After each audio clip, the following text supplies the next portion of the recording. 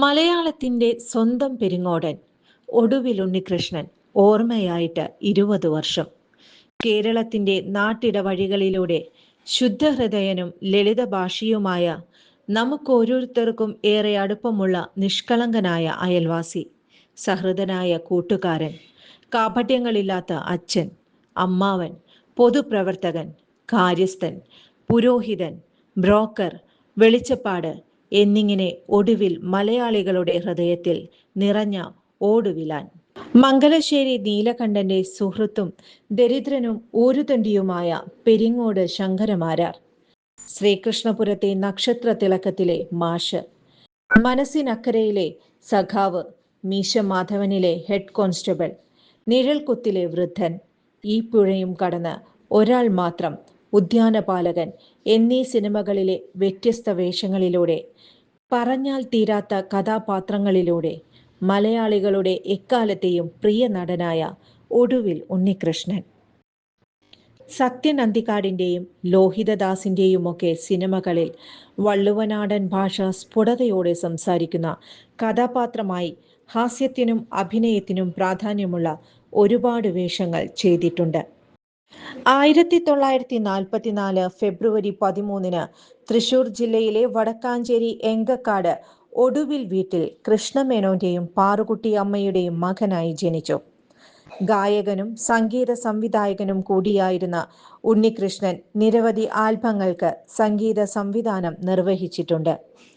ആറാം തമ്പുരാൻ എന്ന ചിത്രത്തിൽ മകൾക്ക് ഒരു തരി സ്വർണത്തിനായി പ്രാണനെ പോലെ സ്നേഹിച്ച ഹാർമോണിയം വിൽക്കേണ്ടി വന്ന കോവിലകത്തെ തമ്പുരാന്റെ ദയനീയാവസ്ഥ തൻ്റെ പ്രതിഭയുടെ ഭാവരസങ്ങൾ കൊണ്ട് അവതരിപ്പിച്ച് ഒടുവിൽ മലയാളികളുടെ കണ്ണുകളെ ഈറനണിയിപ്പിച്ചു. അടൂർ ഗോപാലകൃഷ്ണന്റെ 2002 പുറത്തിറങ്ങിയ നിഴൽക്കുത്ത് എന്ന ചിത്രത്തിൽ കാളിയപ്പൻ എന്ന ആരാച്ചാർ കഥാപാത്രത്തെ അവിസ്മരണീയമാക്കിയതിന് സംസ്ഥാന സർക്കാരിൻ്റെ ആ വർഷത്തെ മികച്ച നടനുള്ള പുരസ്കാരം കരസ്ഥമാക്കി.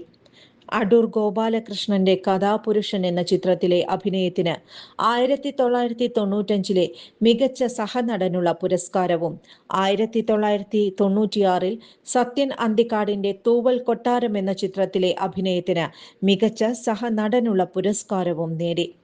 2006 സത്യൻ അന്തിക്കാടിന്റെ രസതന്ത്രം എന്ന ചിത്രത്തിൽ മോഹൻലാലിനോടൊപ്പമാണ് അവസാനമായി അഭിനയിച്ചത്. 2006 മെയ് 27 അന്തരിച്ചു.